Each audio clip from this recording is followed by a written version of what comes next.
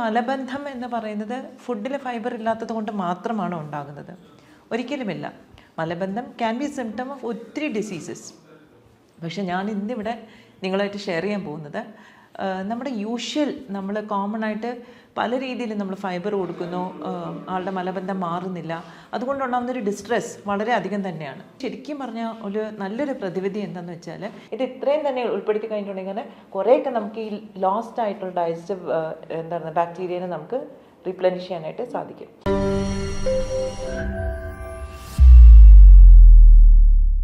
Hello everybody, ഞാൻ doctor Trishna, chief physician and medical director, Samathwam wellness, Trivandrum. എൻ്റെ കോളേജിലുള്ള വൈവ ക്വസ്റ്റ്യൻ വളരെ രസകരമായിട്ടുള്ളൊരു ക്വസ്റ്റ്യൻ ആയിരുന്നു. ഞങ്ങൾക്ക് വന്നിരുന്ന എക്സ്റ്റേണൽ എക്സാമിനർ ചോദിച്ച ഒരേ ഒരു ക്വസ്റ്റ്യനേ ഉള്ളൂ, ഏറ്റവും കൂടുതൽ കോൺസ്റ്റിപ്പേഷൻ ഏതൊരു കാറ്റഗറി ഓഫ് പീപ്പിളിലാണ് കണ്ടുവരുന്നതെന്ന്. ഡെഫിനറ്റ്ലി നമ്മുടെ ഏർബൻ കമ്മ്യൂണിറ്റി, അതായത് ടൗണിലും നഗരങ്ങളിലും എല്ലാം താമസിക്കുന്നവർക്കാണ് കോൺസ്റ്റിപ്പേഷൻ കൂടുതൽ കണ്ടുവരുന്നത്. നാട്ടുപ്രദേശത്തുള്ളവർക്ക് നാച്ചുറലി കോൺസ്റ്റിപ്പേഷൻ്റെ നമ്പർ കുറവായിരിക്കും. കാരണം എന്താണ്? അവരുടെ ഭക്ഷണത്തിലുള്ള നാച്ചുറലായിട്ടുള്ള ഫൈബറും ബാക്കി കാര്യങ്ങളൊക്കെ. പക്ഷേ ഇത് കുറേ വർഷം, ഒരു 10-15 വർഷം മുമ്പേ ഉള്ള ഒരു ഇൻഫർമേഷനായിരുന്നു. ഫൈബർ നമ്മുടെ ഭക്ഷണത്തിൽ കുറയുന്നു, അതുകൊണ്ട് നമുക്ക് കോൺസ്റ്റിപ്പേഷൻ വരുന്നു എന്ന്.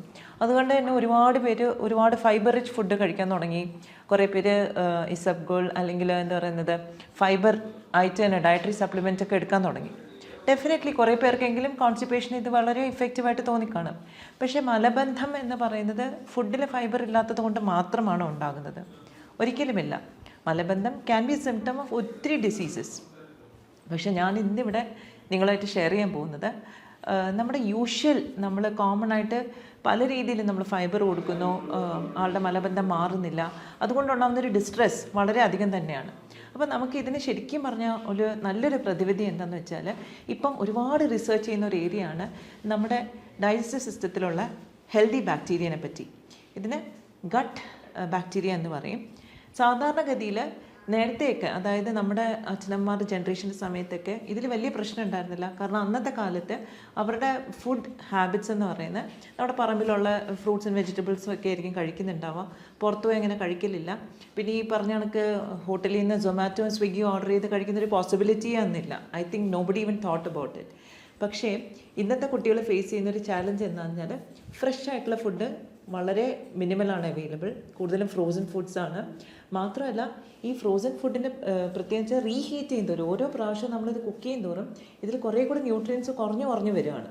അപ്പോൾ നാച്ചുറലി നമ്മൾ കഴിക്കുമ്പോൾ ഇതിനകത്ത് ന്യൂട്രിയൻസ് എന്ന് പറഞ്ഞാൽ വളരെ കുറവായിരിക്കും. പക്ഷേ നമ്മൾ ഒരുപാട് വില കൊടുത്ത്, അതായത് നമ്മൾ സൊമാറ്റോയിലും സ്വിഗ്ഗിയിലൊക്കെ ഓർഡർ ചെയ്യുമ്പോഴത്തേക്ക് ഇരട്ടി വില കൊടുത്ത് സാധനം ഓർഡർ ചെയ്യുന്നു.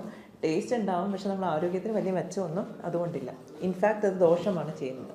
അപ്പം ക്രോണിക് കോൺസ്റ്റിപ്പേഷൻ, അതായത് കാലാകാലങ്ങളായിട്ട് നീണ്ടു നിൽക്കുന്ന കോൺസ്റ്റിപ്പേഷന് മിക്കവാറും കാരണം നമ്മുടെ അതായത് നമ്മുടെ ഡൈജസ്റ്റീവ് സിസ്റ്റത്തിലുള്ള ഹെൽത്തി ബാക്ടീരിയയുടെ അഭാവമാണ്.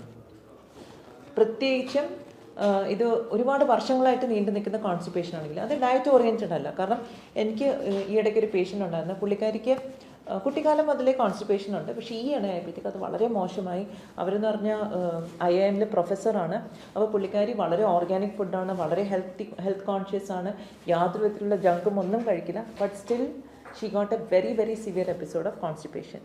അപ്പം എന്നെ അപ്രോച്ച് ചെയ്തപ്പോഴാണ് ഞാൻ ഇങ്ങനൊരു കാര്യത്തെക്കുറിച്ച് പറഞ്ഞത്. Even though you are having a fibre rich food, organic food, വളരെ ഹെൽത്തി ആയിട്ടുള്ള ഒരു ഡയറ്റിൽ പോകുന്ന ആൾക്ക് കൂടെ ഇങ്ങനൊരു സംഭവം വരുന്നുണ്ടെങ്കിൽ ഡെഫിനറ്റ്ലി നമ്മുടെ ഡൈജസ്റ്റീവ് സിസ്റ്റത്തിൽ ഇൻഹാബിറ്റ് ചെയ്യുന്ന ബാക്ടീരിയൽ ഇംബാലൻസ് കൊണ്ടാണ്. അതായത് നല്ല ബാക്ടീരിയ മാറി അഴുക്ക ബാക്ടീരിയ അവിടെ വരുന്നത് കൊണ്ടാണ്. ഇതെങ്ങനെ സംഭവിക്കുന്നു? സത്യം പറഞ്ഞാൽ നമ്മുടെ കുട്ടിക്കാലത്തൊക്കെ നമുക്കൊരു ചെറിയൊരു പനി വരുമ്പോഴോ ഇൻഫെക്ഷൻ വരുമ്പോഴത്തേക്കോ പലപ്പോഴും ഡോക്ടറെ അടുത്ത് കൊണ്ടുപോകുമ്പോൾ എക്സ്റ്റെൻസീവായിട്ട് ആൻറ്റിബയോട്ടിക്സ് യൂസ് ചെയ്തിരുന്ന ഒരു കാലം ഉണ്ടായിരുന്നു. ഇപ്പോഴൊക്കെ കുറേ പീഡിയാട്രീഷ്യൻസൊക്കെ ആൻറ്റിബയോട്ടിക് അത്യാവശ്യമില്ല, വേണമെങ്കിൽ കഴിച്ചാൽ മതി എന്നുള്ളൊരു കോൺസെപ്റ്റിലേക്ക് പോയിട്ടുണ്ട്. പക്ഷേ I think 80s and 90s ഒരുപാട് ആൻറ്റിബയോട്ടിക്സ് യൂസ് ചെയ്തൊരു കാലഘട്ടം ഉണ്ടായിരുന്നു. അപ്പം ഒരു ചെറിയ ഇൻഫെക്ഷൻ, നാച്ചുറലി കുട്ടികൾ സ്കൂളിൽ പോകുമ്പോഴത്തേക്ക് വേറെ കുട്ടികളുടെ ഇൻഫെക്ഷൻ വരും, അപ്പർ റെസ്പിറേറ്ററി ഇൻഫെക്ഷൻ വരും. അപ്പോൾ അതിന് ഉടനെ ഡോക്ടറിൻ്റെ അടുത്ത് പോകുമ്പോഴത്തേക്ക് ആൻറ്റിബയോട്ടിക് കൊടുക്കുന്ന ഒരു സിറ്റുവേഷൻ ഉണ്ടായിരുന്നു. ഈ ഒരുപാട് ആൻറ്റിബയോട്ടിക് കഴിക്കുന്ന സമയത്ത് നമ്മുടെ ഹെൽത്തി ആയിട്ടുള്ള നാച്ചുറൽ ആയിട്ടുള്ള ബാക്ടീരിയ പോലും നമ്മുടെ ഡൈജസ്റ്റീവ് സിസ്റ്റത്തിന് നശിച്ചു പോകുന്നു. പക്ഷെ നമ്മൾ ഇത് റിപ്ലനിഷ് ചെയ്യാൻ പിന്നെ ഒന്നും ചെയ്തിട്ടില്ല എന്നുള്ളതാണ് വാസ്തവം. അപ്പം ഇത് അറിയാത്തത് കൊണ്ട് തന്നെ വീണ്ടും ആൻറ്റിബയോട്ടിക്സ് കഴിക്കുന്നു. അപ്പം ലോങ് ടേം ആൻറ്റിബയോട്ടിക് തെറപ്പി മൂലം പലപ്പോഴും ഹെൽത്തി ആയിട്ടുള്ള ബാക്ടീരിയ പോലും നശിച്ചു പോയിട്ടുണ്ട്. So it is very important. അപ്പം നമ്മളിപ്പോൾ അഡൽട്ട്ഹുഡിൽ നമ്മൾ അതിൻ്റെ ഒരു സിംറ്റമായിട്ട് അല്ലെങ്കിൽ ഒരു ഔട്ട്കമായിട്ട് ഒരു കോംപ്ലിക്കേഷനായിട്ട് വരുന്നത് വെച്ചാൽ ക്രോണിക് കോൺസ്റ്റിപ്പേഷനാണ്. അപ്പോൾ അതിനെ നമ്മൾ മാറ്റണമെങ്കിൽ ഡെഫിനറ്റായിട്ട് നമ്മുടെ ഡൈജസ്റ്റീവ് സിസ്റ്റത്തിലുള്ള ഹെൽത്തി ബാക്ടീരിയനെ നമ്മൾ പ്രൊമോട്ട് ചെയ്യണം. അത് എഗെയിൻ എല്ലാവർക്കും സെയിം ആകണമെന്നില്ല. ഇൻഫാക്റ്റ് ഇപ്പോൾ റിസർച്ച് പറയുന്നത് തന്നെ ഒരാളുടെ സ്വഭാവത്തെ പോലും ആ ബാക്ടീരിയയ്ക്ക് ഇൻഫ്ലുവൻസ് ചെയ്യാൻ സാധിക്കും. കാരണം തലച്ചോറിലുണ്ടാകുന്ന ന്യൂറോ ട്രാൻസ്മിറ്റേഴ്സ് കെമിക്കൽസ് നമ്മുടെ ഗട്ടിനകത്തും നമ്മുടെ ഡൈജസ്റ്റീവ് സിസ്റ്റത്തിനകത്തും ഉണ്ടാക്കുന്നുണ്ട്. അതുകൊണ്ടാണ് നമ്മുടെ ബിഹേവിയറും ഇതുപോലെ ചില രീതിയിലൊക്കെ ആകുന്നതെന്നുള്ളൊരു കോൺസെപ്റ്റിലേക്ക് കൂടെ വരുന്നുണ്ട്. അപ്പം ഞാൻ പറഞ്ഞു എന്താണെന്ന് വെച്ചാൽ അത്രയ്ക്ക് ഇമ്പോർട്ടൻ്റ് ആണ് ഈ ബാക്ടീരിയ, ഹെൽത്തി ബാക്ടീരിയ നമ്മുടെ ഇൻറ്റസ്റ്റൈനകത്ത്, നമ്മുടെ സ്മോൾ ഇൻറ്റസ്റ്റൈനകത്തും ലാർജ് ഇൻറ്റസ്റ്റൈനകത്തും എല്ലാം ഉണ്ടാവേണ്ടത്. അപ്പം അതുകൊണ്ട് തന്നെ നമ്മൾ ഏതൊരു ക്രോണിക് കോൺസ്റ്റിപ്പേഷൻ്റെ കേസ് കണ്ടാലും തീർച്ചയായിട്ടും നമ്മൾ fibre rich food, all that is good, നമ്മൾ ഹെൽത്തി ഫുഡ് തന്നെ കഴിക്കണം. Vegetable, fruits, everything should be included in diet. പക്ഷേ നമ്മുടെ ഈ ഒരു ഹെൽത്തി ബാക്ടീരിയയുടെ ഒരു കാര്യം കൂടെ നമ്മൾ ശ്രദ്ധിക്കാനുണ്ട്. അപ്പോൾ അതിനെ what can we start with?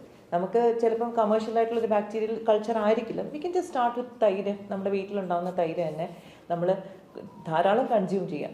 അപ്പോൾ അതിലുള്ളൊരു പ്രശ്നം വരുന്നതെന്ന് വെച്ചാൽ നമ്മുടെ കാലാവസ്ഥ അനുസരിച്ച് ചില ആൾക്കാർക്ക് അലർജി, ചുമ വരും, ജലദോഷം വരും, ശ്വാസമുട്ടലുണ്ടാവും. അപ്പോൾ അങ്ങനെയുള്ളവർക്കൊക്കെ തൈര് കഴിക്കാൻ പറ്റുമോ, അത് തണുപ്പിക്കില്ലേ എന്നൊക്കെ ഉള്ളൊരു ക്വസ്റ്റ്യൻ വന്നേക്കാം. നമുക്ക് സമ്മർ മന്ത്സിൽ, അതായത് നമ്മുടെ നല്ല ചൂടുള്ള നമുക്ക് കുറേ കാലമുണ്ട്. ഇപ്പോൾ എനിക്ക് ഒന്ന് കർക്കിടക കഴിഞ്ഞാൽ തന്നെ ഭയങ്കര ചൂടായി. അപ്പം എപ്പോഴാണോ the climate is warm, every day you have തൈര്. അത് പുളിപ്പിക്കാത്ത നല്ല ഫ്രഷ്ലി സെറ്റായ തൈര് നമ്മൾ ഡെഫിനറ്റ്ലി നമ്മുടെ ഡയറ്റിൽ ഇൻക്ലൂഡ് ചെയ്യണം. തൈര് ചൂടാക്കി കഴിയുമ്പോൾ നാച്ചുറലി അതിൻ്റെ കുറേ ബാക്ടീരിയ എങ്കിലും നശിച്ചു പോകും. പിന്നെ ഇനിയിപ്പോൾ തൈര് കഴിക്കാൻ ബുദ്ധിമുട്ടുള്ളവർക്കാണെങ്കിൽ അതൊരു മോരിൻ്റെ രൂപത്തിൽ, പച്ചമോരിൻ്റെ രൂപത്തിൽ കഴിക്കാം. അപ്പോൾ അതും ധാരാളം ഡയറ്റിൽ നമ്മൾ ഇൻക്ലൂഡ് ചെയ്യണം. അപ്പോൾ രാവിലെ, ഉച്ചയ്ക്ക്, വൈകുന്നേരം 2-3 തവണയൊക്കെ ആയിട്ട് കഴിക്കാം. പക്ഷേ ഇതിൽ ശ്രദ്ധിക്കേണ്ട കാര്യം എന്ന് വെച്ചാൽ ഒരുപാട് ഉപ്പൊന്നും ഇടരുത്. കാരണം ഉപ്പിട്ട് കഴിഞ്ഞാൽ നമുക്ക് പിന്നെ അത് ഒരു ഹൈപ്പർ ടെൻഷനിലേക്കും അങ്ങനെയൊക്കെ പോകാൻ ചാൻസ് ഉണ്ട്.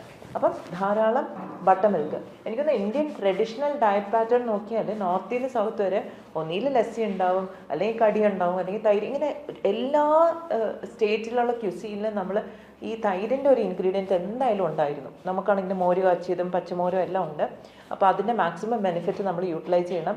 ഇന്ന് പാശ്ചാത്യരാണ് നമ്മുടെ തൈരിൽ ഇതുണ്ട്, അല്ലെങ്കിൽ മഞ്ഞളിൽ ഇതുണ്ടെന്നൊക്കെ പറഞ്ഞിട്ട് അവർ പേറ്റൻറ്റ് എടുക്കുന്നു. പക്ഷെ നമ്മുടെ തനതായ ഇൻഗ്രീഡിയൻസ് ഉപയോഗിച്ച് തനതായ രീതിയിൽ ഭക്ഷണം നമ്മൾ പ്രത്യേകം ഉപയോഗിക്കാനായിട്ട് ശ്രദ്ധിക്കണം.